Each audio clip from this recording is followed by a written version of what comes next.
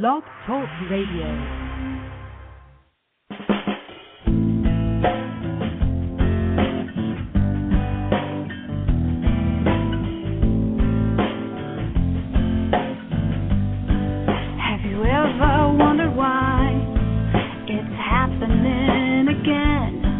Welcome to Mindshifters Radio with your co-host, the Forgiveness Doctor, Dr. Michael Ryce, and his wife Jeanie. Michael and Jeanie share with you the wisdom of the ancient Aramaic internal process of forgiveness.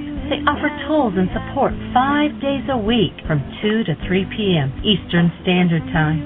They will support you in building a solid foundation within yourself to live in pure love. In Aramaic, Rachma. Michael is the author of Why Is This Happening to Me Again? For more information on Michael and Jeanie, please visit www.whyagain.com. And now your co-host, the Forgiveness Doctor, Dr. Michael and Jeanie Ryce. And the truth that is rooted within me. Hello, to Mindshifters Radio with Dr. Michael Ryce, the Forgiveness Doctor. Our call-in number is 646-200-4169, or join us in the chat room, or email me at whyagain.com. Hello. Hi, sweetheart. Delight to be here. We've got this cool, it feels like an autumn morning, but of course it's spring. Beautiful day in Ashland, Oregon. Blue skies, misty, white clouds, sunshine. Awesome. Thank you, God, for a wonderful day. Good morning, and we welcome you to the show. We're here to do the work of forgiveness, and forgiveness defined as, it was defined when it originally showed up on the planet in Aramaic, and it has to do with changing what's going on inside of us, not to do with letting other people off the hook because there's something going on inside of us. So we welcome you to the show. If you're not familiar with our forgiveness process and how it's done, we invite you to go to www.whyagain.com. On the right-hand side, you'll see a link that says Download Worksheets. And if you click on the first link, you'll have a free download of Chapter 24 of my book, the latest version of it, and the latest understanding of forgiveness from the Aramaic. If you click on the second link, then you will have a copy of a 7-step reality management worksheet. We're working on editing the actual Chapter 24. It still has the old 12-step, but it's a pretty easy, intuitive shift to the 7-step, and makes it a little simpler to become engaged in the process of forgiveness. So we're inviting you to engage in the process of forgiveness, and one of the things that we're inviting everyone to do in order to celebrate Memorial Day, once again, I think we're on day 19 today, Jeanie? I believe it's Memorial Day 19. We decided on Memorial Day, for those who might be new to the show, to celebrate Memorial Day every day from here on to the rest of eternity, to honor those who have been killed, forced to kill, those who have been maimed, injured, and the families who've suffered as a result of that, or as part of that, we honor those people, truly honor them, not by having a big party and getting drunk, but rather by saying, I'm willing today, one more day, to find something in me that's based in hostility or fear, which contributes to war, and forgive it.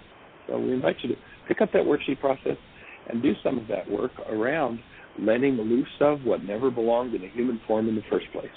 So we're here to join you, empower you, support you, play with you in doing that process.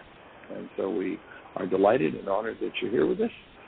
Jeanie, do we have any callers on the line? Is Dr. Tim with us? Is David with us? I know David's on the road, and I talked to him, and he wasn't sure he was going to be able to get a signal where he was. That was an hour or so ago. He was driving to Louisville, Kentucky from Heartland. David is on the phone, and so is Tim. We don't have any questions yet. Well, good morning, gentlemen. How do you be this morning? How's your journey going, David?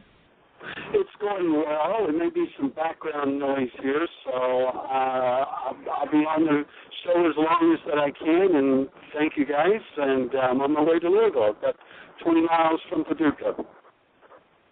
All right. Well, say hello to the Duke of Paducah for us. Tim, how do you be this morning, sir? Just great. Having a wonderful morning. We have sunshine and mild temperatures here in the Chicago area and enjoying that. Cool. Well, I looked up a little bit of the information you gave us yesterday on the movie War Torn. Tim, thank you for that. I watched a video clip about it and ordered the movie, so I'll be watching it and getting more information on the basic message of that. And of course, part of our work, actually the whole of our work, is about healing war. And whether it's the interpersonal war, you take the person who looks in the mirror with eyes of hatred at themselves and they're at war. And the bigger world expresses those individual wars. In fact, you can go back in the ancient Aramaic where they understood a thing called cause law. There's actually a word, pokdani, in Aramaic that is not translatable in any other language that I know of because there's no such concept in any other language. And pokdani means what's behind what's behind. What is back of and superior to all of the appearances of the world? In the Aramaic language, if you're not familiar with the fact that that's what we're working with, I'm the director of a foundation that's translating a copy of the oldest known New Testament in its original Aramaic language into English.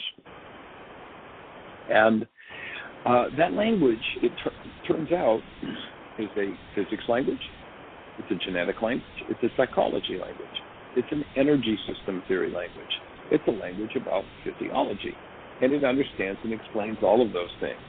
It's also a language about human behavior and personality. And you can go back and if you start to extract religious significance, you find some awesome advice there, and you start to see the application of a set of principles that were understood. And you can look back in the book of, I believe it's the book of James, 1 James. And, one of the cores of this work is inviting people to let go of denial. And there's a passage there where James says, stop your denial. And then just a little bit later, he says, do you not know where the wars come from?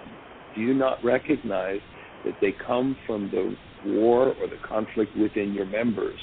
And he's speaking to them as individuals, and he's saying, inside of you. So a cause level, back of and superior to war, there's something going on. People go out and protest and march, and that's nice and that's good, but that's all dealing with effect. And what we're looking to do is to deal with cause. And they understood in Aramaic, cause law, back of and superior to the appearance, there's something. Now, I use an example in the On Creating Consciously workshop of, let's imagine that we have a concrete wall here, and back on the other side of the building, there's a projector booth with a camera, and there's a bottle on the table, and it's a 3D projector, and it projects a picture of a 3D table and bottle on this concrete wall. Let's imagine that we bring somebody from the jungles of South America, someone who's never seen anything more complex than a dugout canoe, and we ask this person to move the bottle from one side of the table to the other, and we offer them whatever reward they want if they can move the bottle. And of course, knowing nothing about projectors and 3D images, they see a table with a bottle on it, and they walk over and they attempt to pick up the bottle to move it, and of course, the bottle doesn't move. Somebody hands them a jackhammer. They really want the reward. It's like something they really want. Somebody hands them a jackhammer, and they punch a hole in this 18-inch thick concrete wall, upon which the table with the bottle is projected. And of course, the bottle doesn't move because there's no cause there. The man is trying to change an effect. Now, he can try and manipulate and move that every which way but loose, and it's not going to change. Now, let's imagine you walk into the room and somehow communicate to this fellow that you're wondering what he's doing, and he somehow shares with you that he's trying to move this bottle, and you say, you look pretty sweaty after using that jackhammer. Here's a glass of nice, cool water. Why don't you sit down, relax, take a drink, and I'll be right back. And you have the key for the projector booth. You go to the other side of the building. You open the door. You go inside. You walk over to the table. You move the bottle from one side of the table to the other. When you come back, our friend from the jungles is on his hands and knees worshiping you. You are so awesome. You're a miracle worker. You did something I couldn't do, and you weren't even in the room. Wow, are you ever awesome?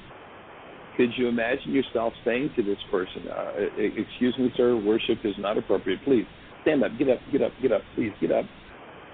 The things I do, you too can do. Actually, greater things, you just got to know where the projector booth is. If you could imagine yourself saying that, because you know what's back of and superior to the appearance on the wall, you're able to change it. If you don't know what's back of and superior to war, you can go protest and fight at chopping the hole in the wall. We actually have people who fight for peace. And that's because there's a war in their own members, inside of them. And once we recognize that that war is inside of us, then what we need to do, if we actually want to be something other than a house divided against itself. You'll notice how many of these ancient scriptural ideas that I'm calling on, because they're principles, and you notice how they fit into an understanding of a set of principles as to how the world works. The dogma and doctrines based in hostility and fear have nothing to do with the teachings of the man named Yeshua. They are not accurate. They are not appropriate. There's nothing there based in fear. It's about how to achieve a life based in being an actual human being, and to achieve a life based in the actual presence of love. And so once you recognize that, then you listen to this idea of you can do the things I'm doing. Now, of course, the fear-based doctrines put you in a whole different category and at a whole different level. For those who've ever been to a Y workshop where Jeannie's asked the question, how many have ever held a newborn child? And everybody's answer some variation on the theme of love, and there on the left side of the board is a list of loving attributes of a human life. And if you've listened to her ask the second question, how many have ever done something they regret? On the right-hand side of the board, she ends up with a whole list of people's descriptions of what they were feeling when they did what they regretted, and their feelings are anger and rage and sadness and fear and grief and pain and trauma. The fear-based doctrines and dogmas start you off right on the right side of the board, totally, completely against what the man named Yeshua said. The things I do, you too can do, and greater. So we want to place you back. We want you to place yourself back on the left side of the board, back on that list of loving attributes of a newborn, because that's your original nature. That's the original nature of every human being on the planet. But when we deny, we dissociate from something we don't want to deal with, it's painful, and we put into our members, as James called it, we put into our inner structure those things that we don't want to deal with. And we hide them away, and then we find somebody else to come along, and when that somebody else comes along and resonates those things in us, we make pictures of them, total illusions, total hallucinations in our mind. If you've ever been accused of saying something you never said, doing something you never did, you know exactly what I'm talking about. This person's living in a total hallucination, and in that hallucination, they believe the problem's outside them, and all they have to do is kill it, and then everything will be okay. And that's just like the guy, trying to beat the bottle on the table to the other side of the table. He's trying to change in the past. So our request and celebration and honoring those who have been killed, forced to kill, maimed, injured, and those who have suffered as a result of that. We ask you to please look into your members. Look inside of yourself. Is your physiology still capable of any form of hostility or fear? Let me say that I know mine is. I'm still doing my work. I haven't finished. It's no short-term project. It's no project for wimps. We're uncovering a mysterious insanity that has been going on in our bloodlines individually and collectively for 1,000 generations. If you want to clean it up, you must develop a skill, and that skill is the skill of being able to decode everything that's in your unconscious or your dissociated mind and your genetics. If not, somebody will show up with the decoder, and you'll feel pain, and you'll blame them for your pain, and when you blame them for your pain, you'll want to get rid of them in some way, shape, or form, and now we have war. If I can stop in those moments and breathe and go, what's the skill I need to develop? It is a skill that, as far as we can tell, at least 99.9999999% of humanity in all of human history has never developed. And that is skill of being able to decode what's going on at their own unconscious level. You've got to be able to open and go into and undo the genetics based in hostility or fear, the genetics that place you, when they're resonated, on the right-hand side of the board. And, of course, oftentimes, or maybe always, against your own will and choice. And so to do that becomes the work. Now, I usually ask at this point the question of people when I'm doing a live workshop, the first time you sat down at a computer, do you know how to turn it on? And most people kind of laugh and go, well, no, I didn't. And that question comes from the first time I sat down at the computer and went, well, hey, how do you turn this darn thing on? So if you recognize that you didn't know how to turn it on, then I ask you the next question. How many hundreds and hundreds and hundreds of hours, and again, this is a projection question because that's what it's taken me, have you spent learning to use a computer? It's been a lot.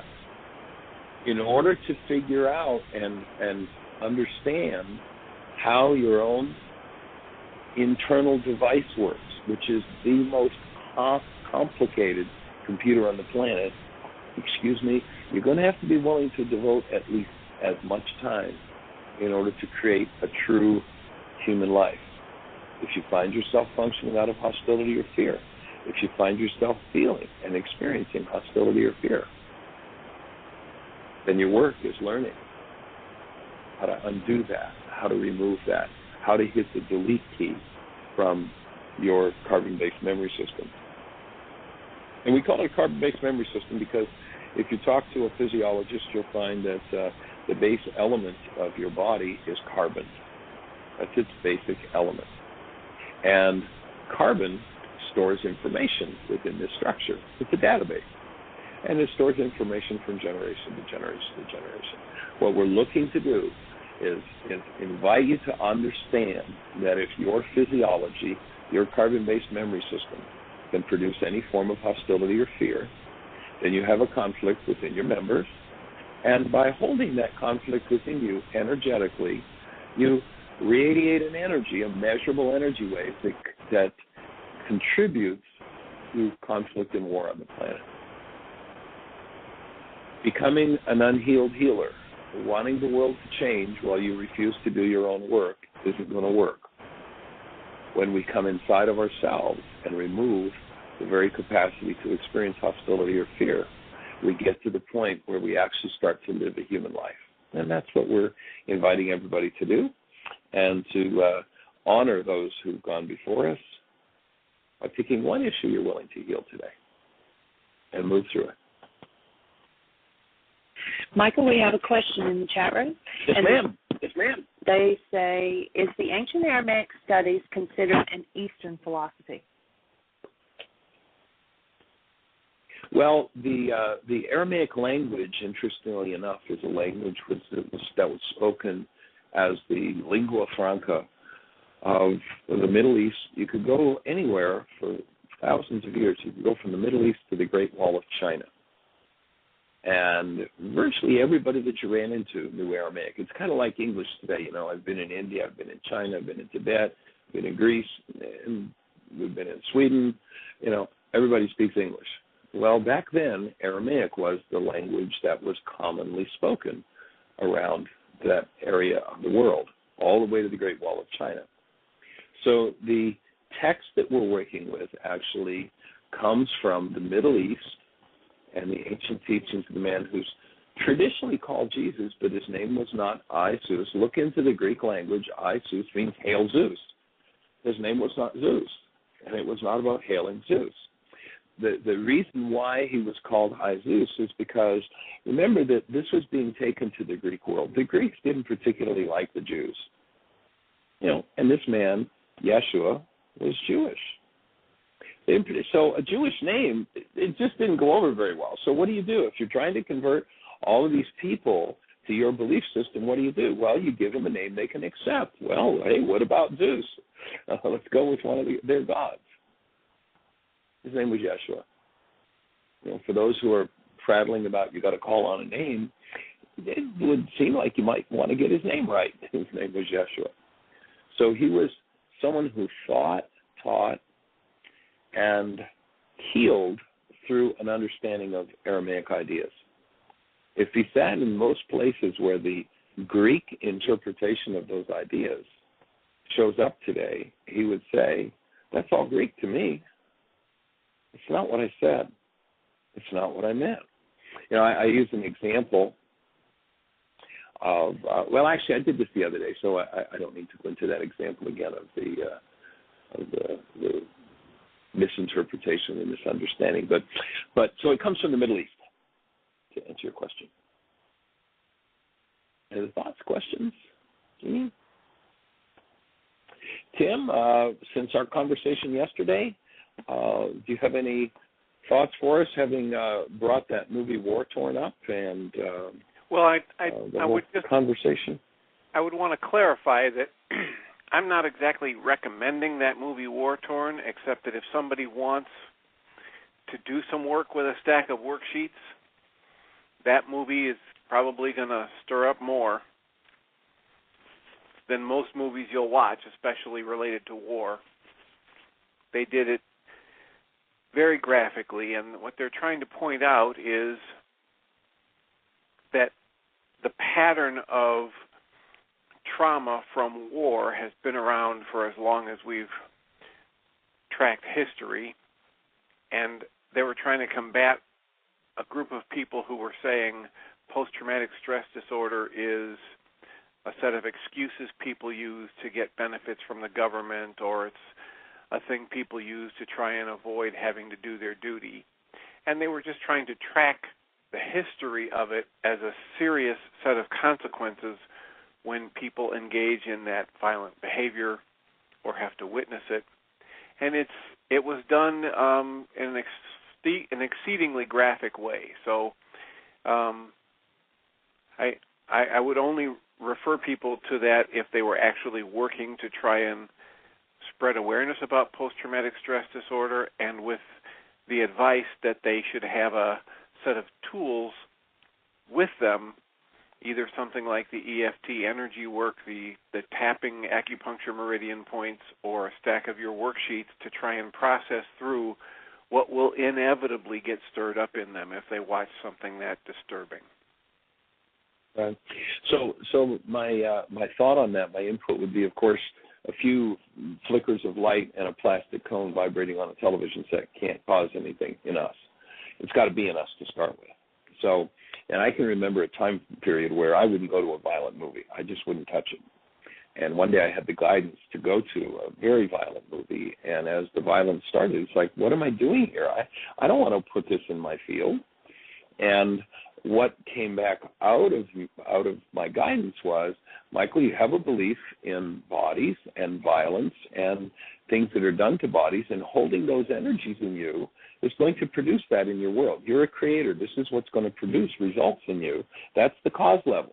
If you refuse to work through that, then what you're going to do is you're going to get to live it in true living color and Dolby sound. You're going to bring it about in your life. So I did do this movie, and now I go to violent movies all the time. But I don't go to put the energy of the violence in my structure.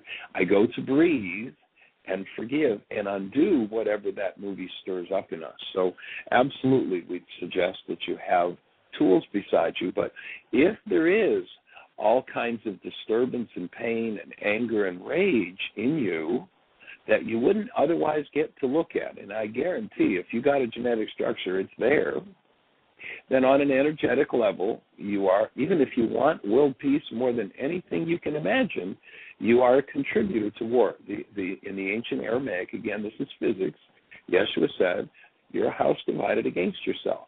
So if your genetics, there's fear and pain and violence about war, and every person on the planet has that, because every person on the planet has been, traumatized by war. For somebody to say post-traumatic stress disorder doesn't exist, excuse me, in the last century we killed 130 million people on this planet. Now, to hide our heads in the sand while we have that genetics and pretend that all I have to do is be nicey nice isn't going to cut it. We have to go in and deal with the war that's in our members.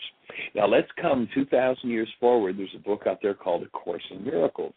And a lot of people who work with A Course in Miracles, it's kind of like, well, we just want to be nicey nice. Everything's peaceful and wonderful, and everything else is an illusion. And the Course says, you may wonder why you must look upon your hatred and realize its full extent. We have to go inside ourselves and deal with the level of cause. We have to forgive everything in us that is unlike love, or we will produce over and over and over again the results that we hold within us: war, violence, death, suffering, pain, and trauma.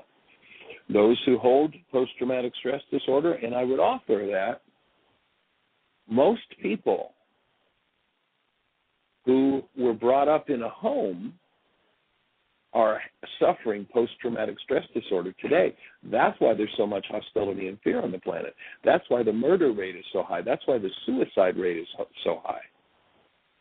Because if you were brought up in a home, and go back to our codependency, you can look back in the archives to the beginning of our codependence workshops, which is maybe a month ago now, and we point out that the human being is love, that we're made of the stuff called love, and that it is our birthright to have our caretakers functioning as love. If you were brought up in a home where your caretaker wasn't functioning as love continuously, you have post-traumatic stress disorder.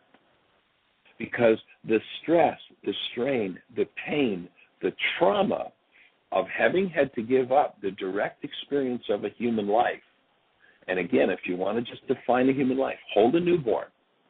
That's what we're designed to live out of. And if we were brought up in a home where that wasn't our experience,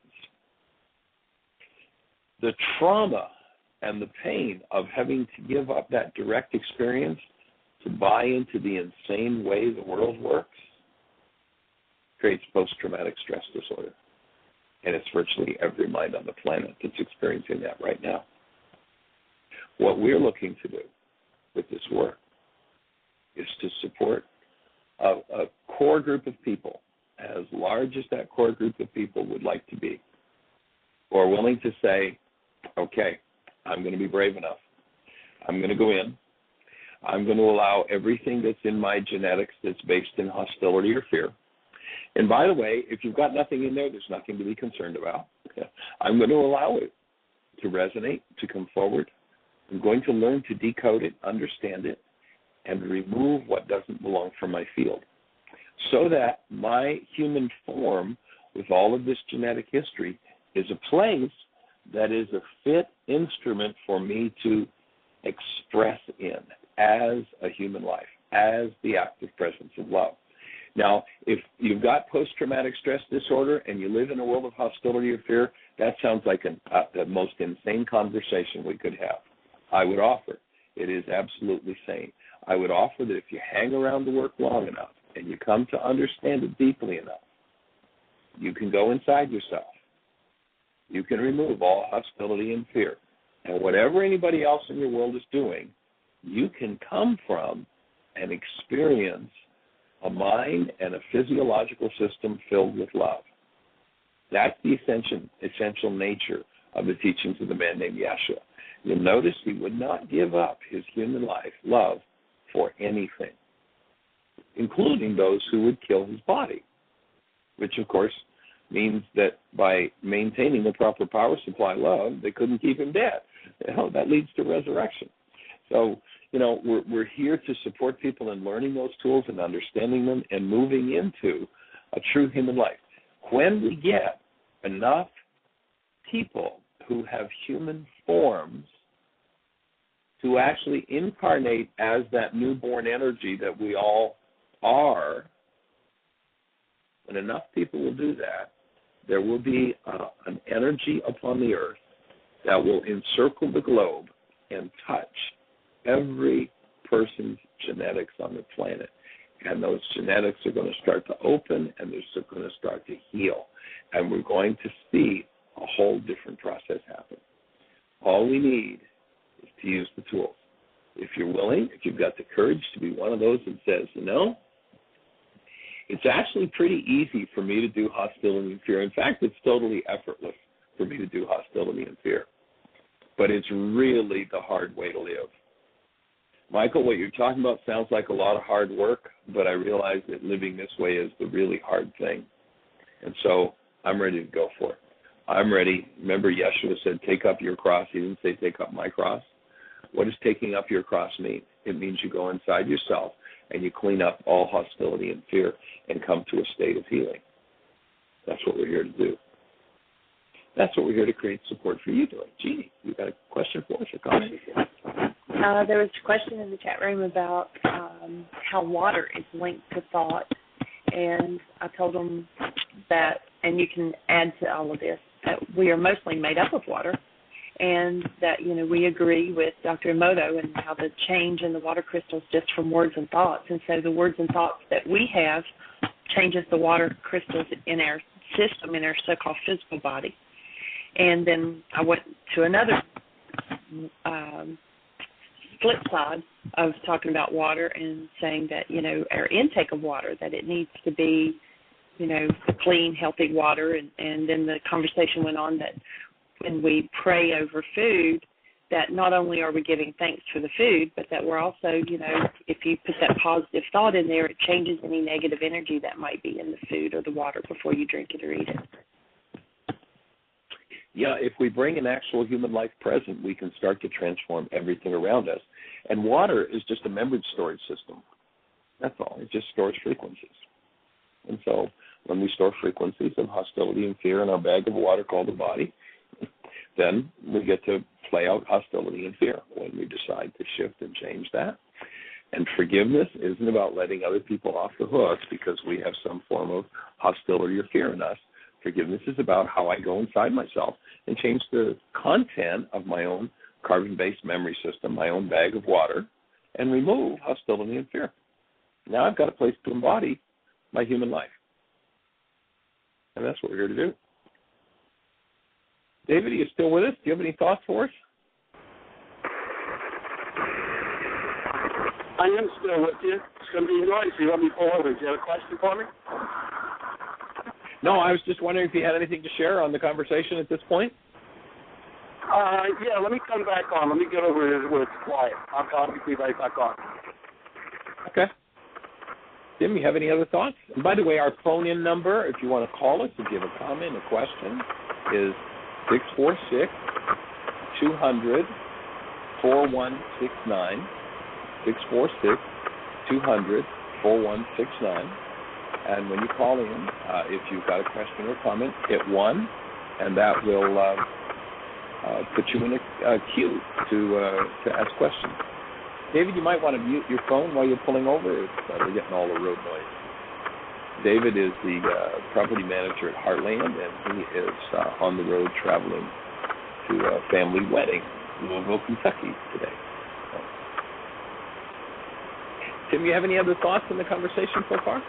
Well, I do. I'm not sure we'll hear me over the road noise. Can you hear me? Yeah, why don't you do that? Jeanie can mute him. Okay. Better.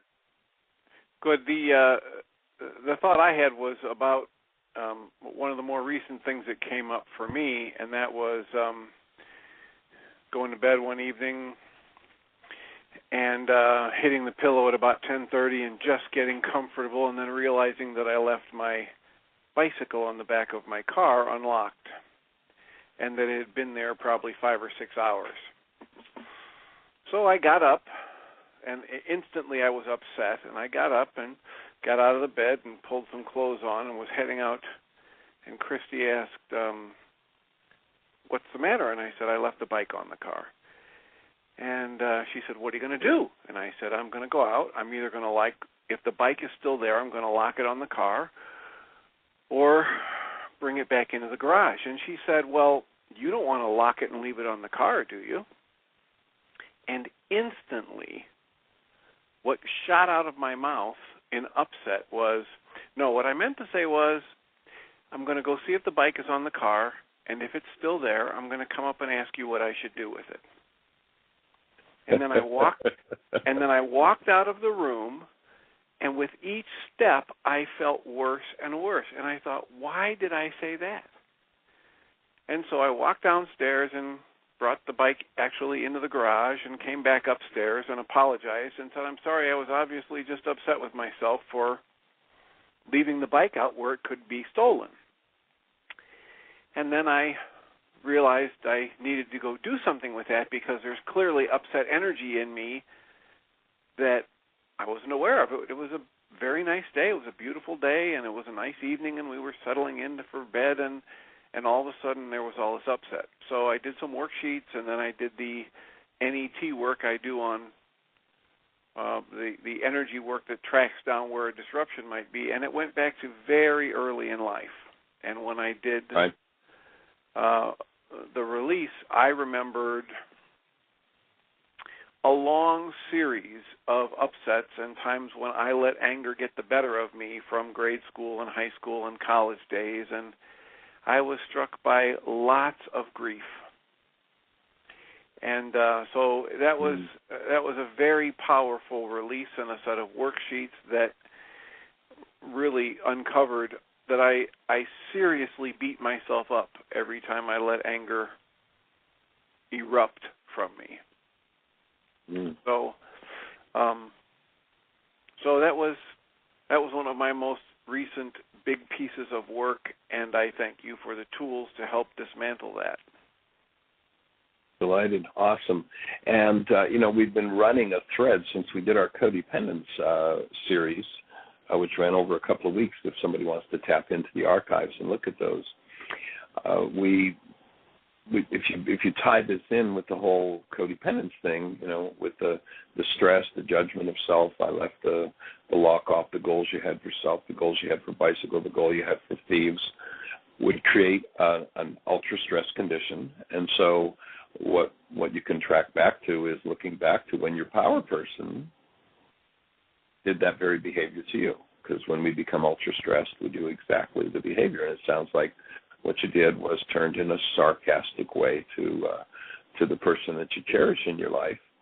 And so the invitation might be to look at how it felt when your power person turned to you in a sarcastic way and made comments. Yeah, there was quite a bit of that came up. My father was one who treated people very well for the most part, but would get very upset at inanimate objects when they didn't function the right way, or if a bolt was stripped on a project he was working on, or so. There are more worksheets. So you can bet, Tim, that he got very upset with animate objects, but was probably pretty good at keeping it in dissociation, keeping it hidden. But that wouldn't change, because we come out of the genetics of the person who conceived us with that resonating in him, even though he was likely, I would be very shocked and surprised if he only had upset around inanimate objects and had no upset around humans when they didn't cooperate. And notice this was about your inanimate object, your bicycle. But I would be very shocked to think that he would not have had the same qualities of upset, but had learned, probably because of his power person dynamics, to keep it muted, to keep it hidden, and not express it. But on an energetic level, it still would have been radiating, and because you have the same genetics, the only thing we know that can stop the high energy wave that leaves the mind when it thinks the thought is another set of brain cells in resonance, and or the only thing that can stop the high energy wave that leaves the genetics is a set of genetics that's in tune. And so that's probably one of those 77 times 70 worksheet issues to turn with that sarcasm. Yeah, it's clear, and I have to acknowledge wholeheartedly what you're saying. I could sense when my father would be upset, but he wouldn't externalize. He wouldn't blast out with anger when he was angry at a person the way he would about a tool or a machine that wasn't working properly. But yeah, he was. Right. I could feel him get tense and upset, and I also, I was raised with a lot of sarcasm. so that, as you said, it was really the only socially acceptable way of expressing otherwise unexpressible rage.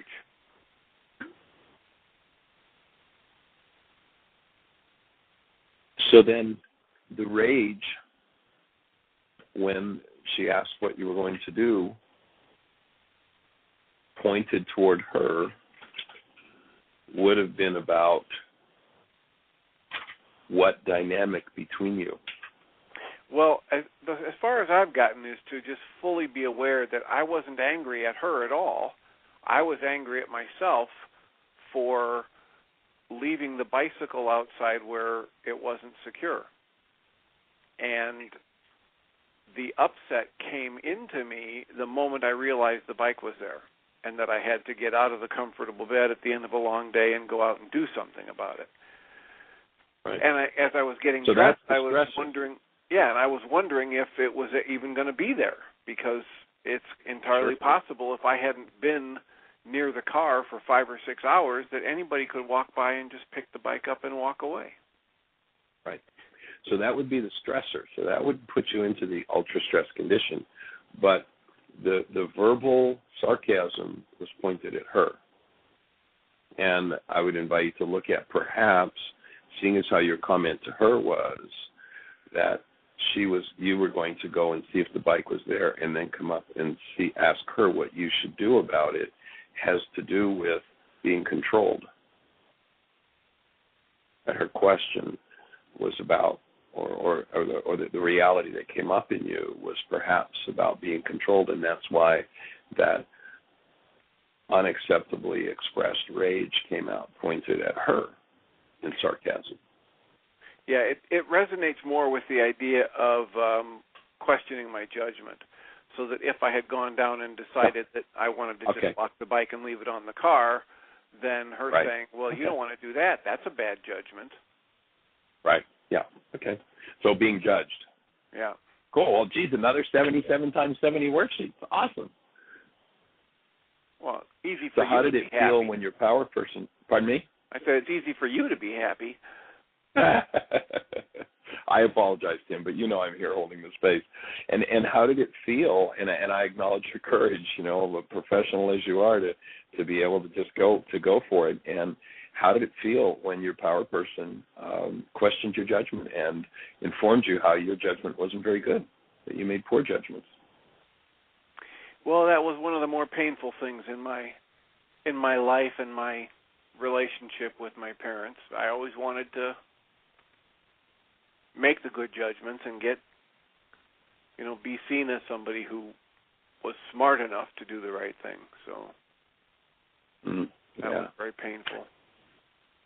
Welcome to the club. Been there, done that. That's most all of us humans. Because, of course, the world doesn't teach us when we're in that stage of development and growth that our essence is love. Our world teaches us that our essence is dependent upon the approval of our parents and the people around us.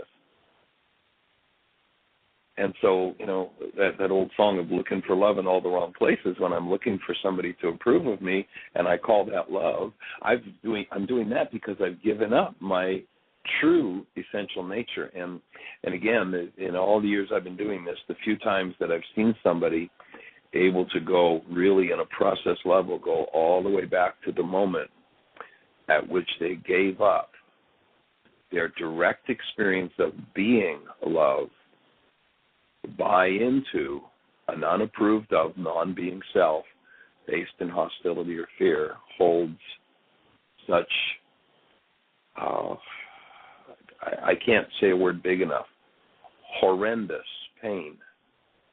There's the root of the post-traumatic stress disorder that virtually everybody on the planet is working out of.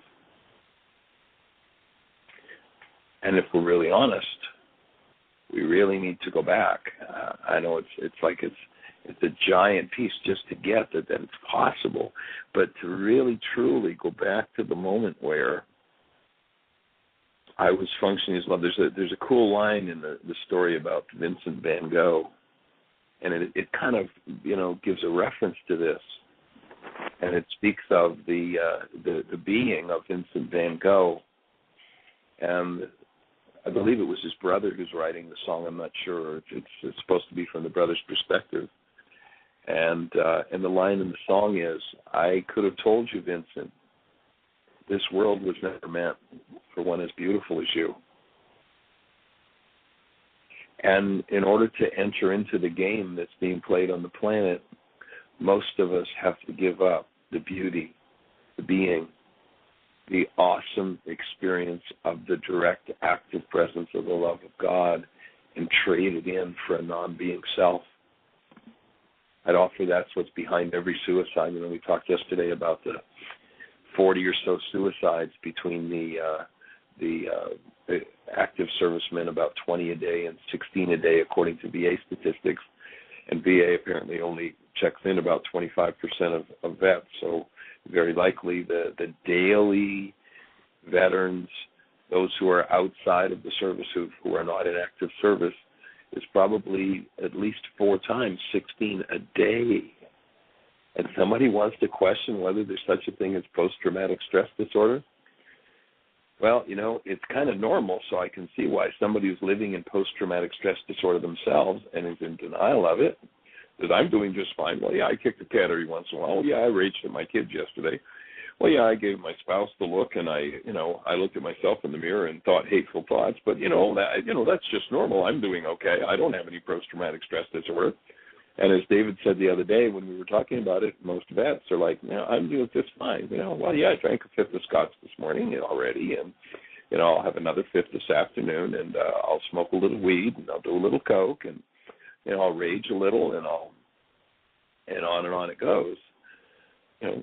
The world's in post-traumatic stress disorder from the simple event of having had to give up the direct experience of the active presence of love. And we each need to go back and reclaim that, because that's the source of war. That's the source of 110% of every pain, of every turmoil, of every disease that we will experience in all of our lives. And the willingness to be able to soften this physiological system enough to be able to open it, to be able to develop the skills to go there. Again, you've spent hundreds of hours learning to use your computer. You're going to have to spend hundreds of hours learning to use this body-mind unit consciously instead of it running you and using you. Most people run their lives just like a computer runs the information that's in it. They're run by the database, and it's time for us to stop being run by that database and to heal.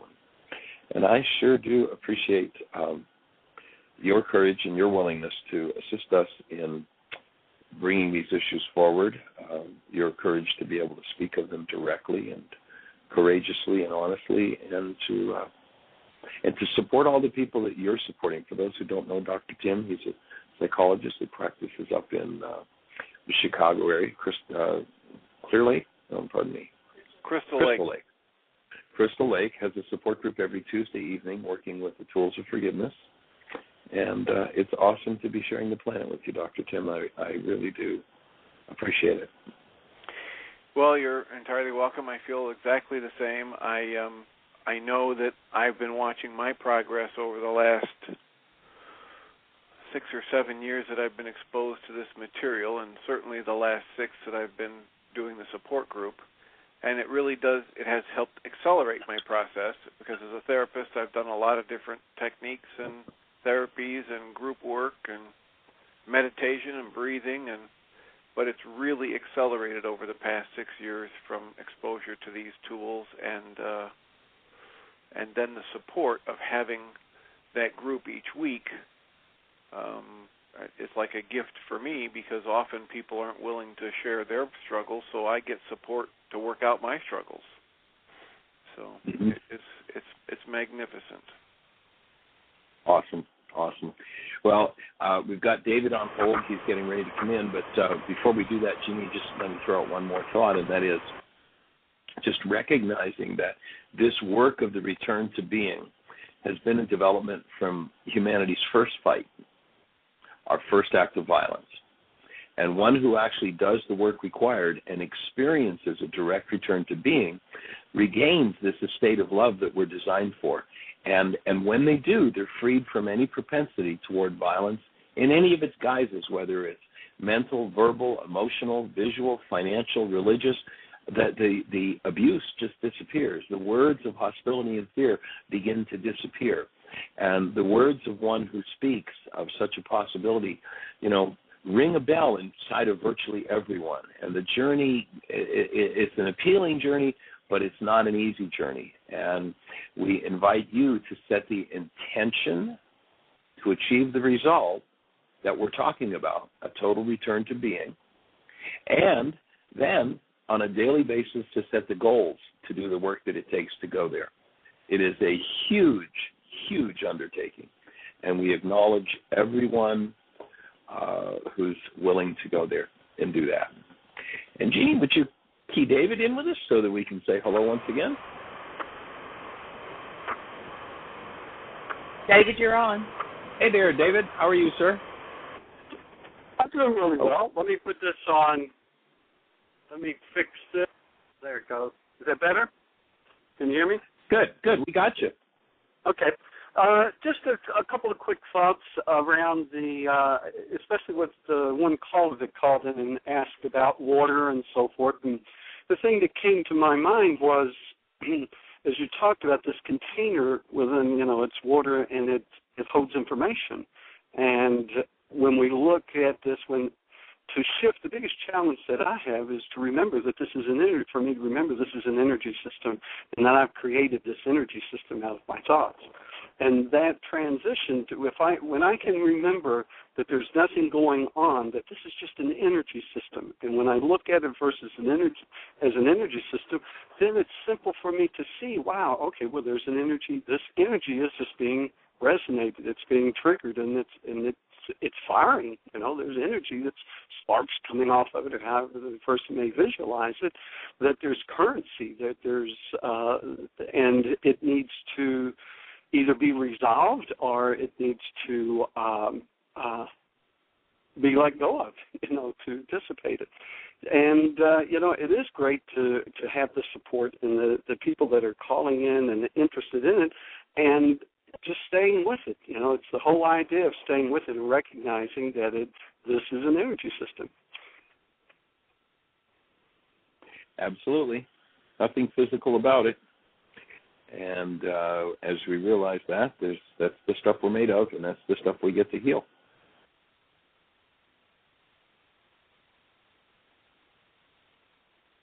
So, and concurrent with the one of the base mistakes is the belief that there's a physical world.